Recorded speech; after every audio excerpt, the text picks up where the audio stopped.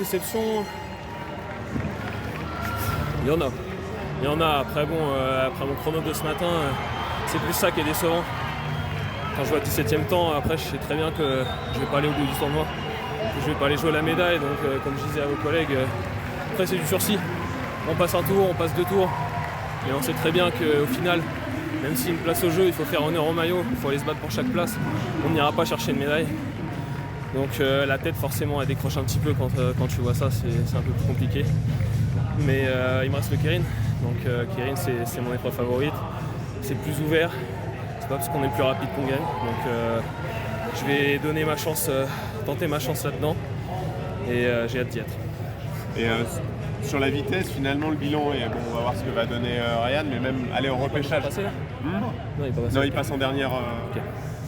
Il y a être en repêchage en 32e pour l'un comme pour l'autre, c'est pas un bon bilan dès le début de. Non, c'est clair. C'est comme je disais, au final, quand on voit pas nos chronos en tant que tels, mais plus notre place aux 200 mètres, on sait bien que oui, ok, on va se battre pour passer chaque tour, mais qu'au final, on jouera à rien.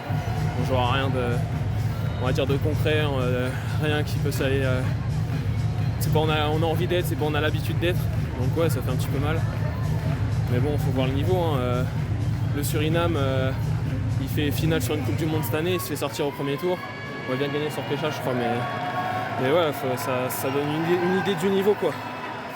On a l'impression que tu le prends avec beaucoup de détachement, finalement. Ouais, parce qu'on a notre place. On n'a pas montré ces dernières années qu'on pouvait jouer médaille.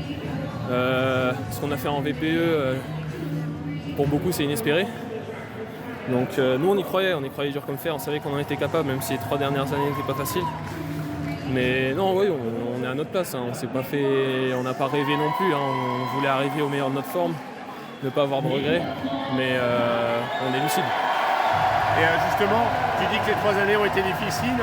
Florian, hier, très marqué aussi après la course, a dit ouais, on a passé 3 années un peu de galère.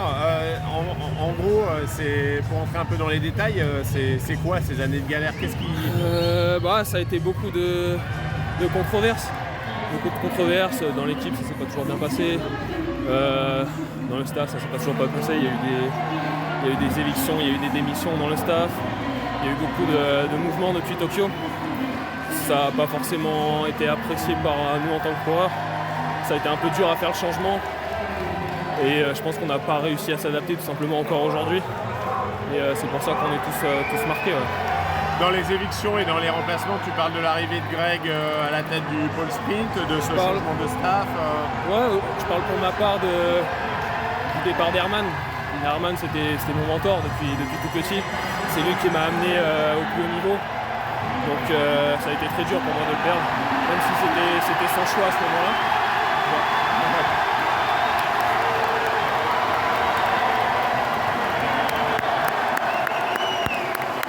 Au moins il passe un tour. mais oui, voilà, l'adaptation a été compliquée pour tous et ça n'a pas été facile.